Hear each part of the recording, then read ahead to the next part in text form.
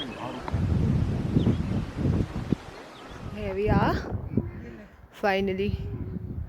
Dudhpatri is definitely an upcoming place, tourist destination as we say, and it's beautiful. It should be in your list when you're coming to Kashmir.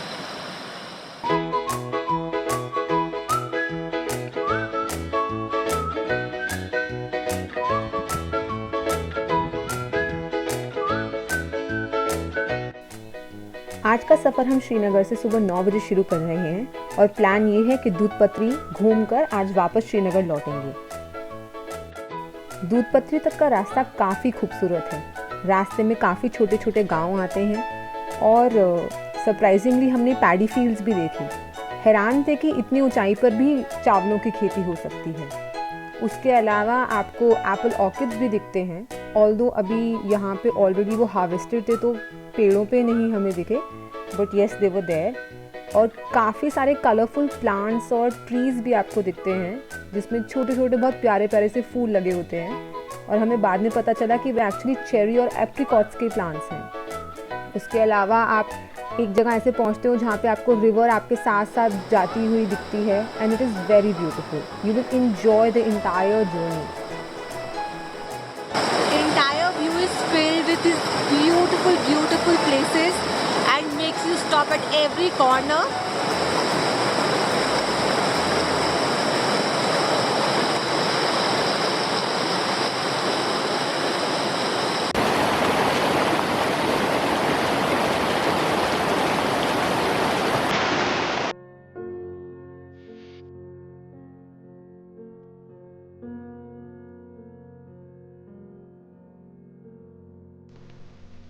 सड़कों की अगर मैं बात करूं तो बहुत चौड़ी नहीं थी, लेकिन यहाँ पे भीड़ भाड़ नहीं थी, ज़्यादा ट्रैफिक नहीं था, तो ऐसा कोई प्रॉब्लम नहीं हो रही थी।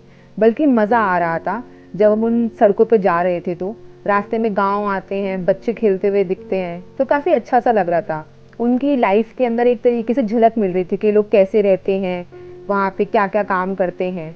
तो it was actually a very beautiful experience.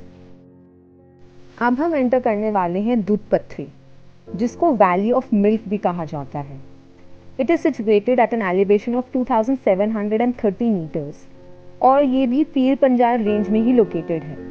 Kashmir एक बाउल शेप्ड वैली है जिसके चारों ओर माउंटेन्स सराउंडेड हैं और इन्हीं माउंटेन्स में आपकी सारी फेमस डेस्टिनेशंस आती हैं जैसे गुलमर्ग, सोनमर्ग, पहलगाम। और ऐसी ही एक एज पर एक ये छोटा सा प्यारा सा डेस्टिनेशन है दूधपत्री। एंटर करने के बाद आपको काफ़ी सारी छोटी छोटी ग्रीन हट्स दिखेंगी जहाँ से काफ़ी अच्छे व्यूज़ मिलते हैं।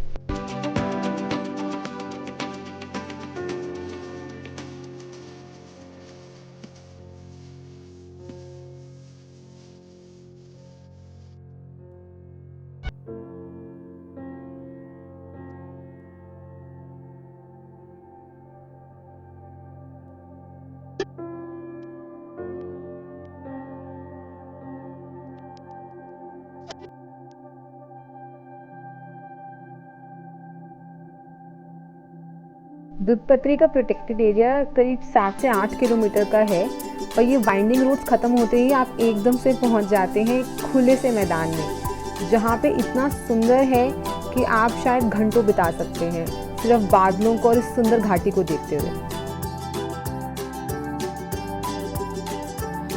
Here we are finally for the destination of the day, Dudhpatri. As beautiful as heaven. Honestly, it's very beautiful. And tourist, I think we could hardly see any as of yet. We started at 9. 9 बजे शुरू किया था हमने अपने guest house से। करीब 2 घंटे लग गए हमें यहाँ पे आने में, पहुँचने में। स्टार्टिंग का रास्ता जीपीएस ने ठीक ठीक बताया।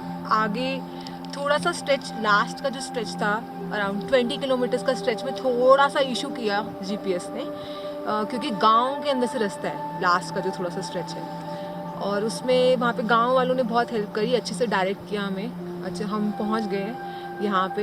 It was totally worth all the efforts because as you see बिल्कुल भी टूरिस्ट नहीं है। It's almost like an untouched beauty here. It's very very beautiful, serene. बीच में पूरे से बादल आते हैं, आपको लगता है बादल के अंदर हो, उड़ रहे हो बादलों में, as it is said.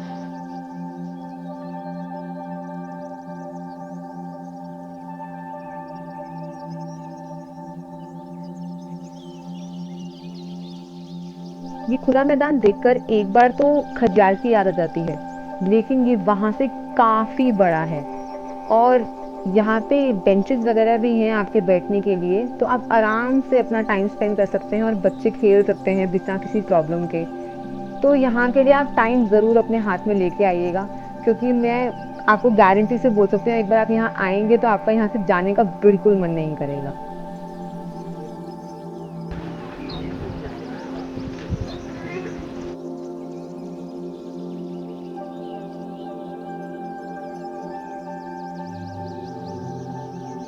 Protected area के अंदर कोई भी परमानेंट सेटलमेंट अलाउड नहीं है, लेकिन आसपास के जो शेफर्ड्स हैं अपने मवेशियों को चराने के लिए यहाँ पे आते हैं और अपने टेम्पररी सेटलमेंट्स बनाते हैं। ऐसे ही एक टेम्पररी घर को देखने का हमें यहाँ मौका मिला। काफ़ी बेसिक सा स्ट्रक्चर है इनके घरों का, सिर्फ मिट्टी और लकड़ियों का ही यूज़ किया गया है। I would say basic but adequate, क्योंकि इस एरिया को टूरिस्ट के लिए डेवलप किया जा रहा है, तो आजकल यहाँ पे लोगों ने छोटी छोटी दुकानें भी खोली हुई हैं। इनफैक्ट हमें भी यहाँ पे आराम से चाय और मैगी वगैरह मिल रही थी। इनफैक्ट चाय जो थी वो भेड़ के दूध की थी, तो if you are not like allergic to it और something, you should definitely try it.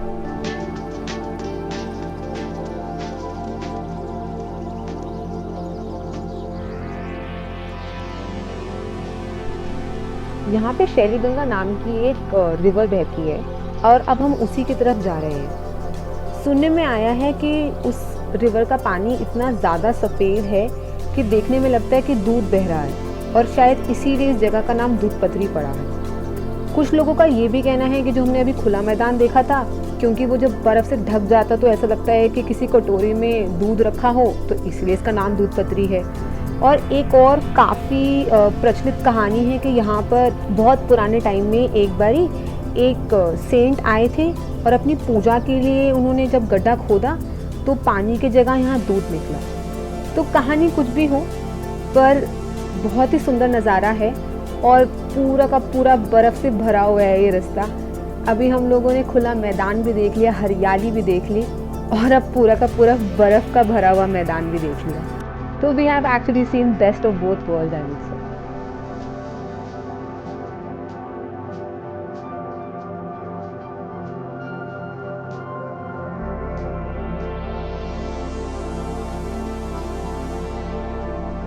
Parking area से करीब 200-300 मीटर चलते ही हम लोग रिवर साइड पहुंच जाते हैं, और क्योंकि आज यहाँ पे काफ़ी ज़्यादा बर्फ़ गिरी हुई है और बारिश की वजह से थोड़ा रास्ता स्लिपरी लग रहा है, तो हमने सोचा ज़्यादा आगे ना जाए।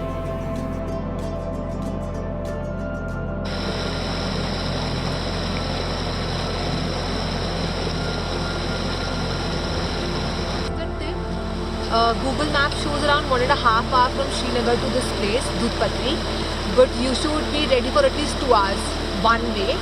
And this is a beautiful, beautiful place. So do have a day for you if you want to really spend and enjoy the beauty here. And there are some hotels coming up here, but although we saw them as locked, so I don't know when they're going to start. But it is definitely an upcoming place, tourist destination as we say, and it's beautiful. It should be in your list when you come to it.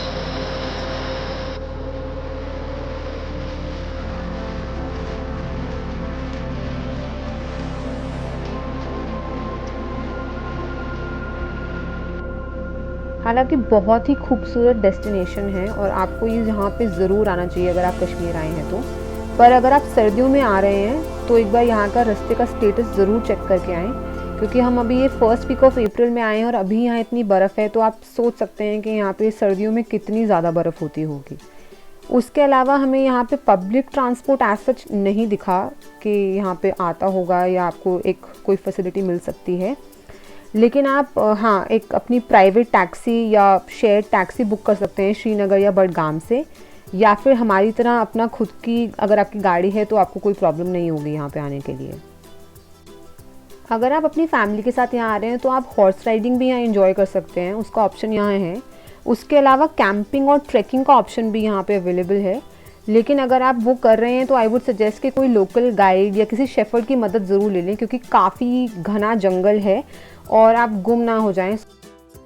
We had an absolutely amazing day at Dudhpatri today. I hope you enjoyed the video. If you like our videos, do like and subscribe to our channel.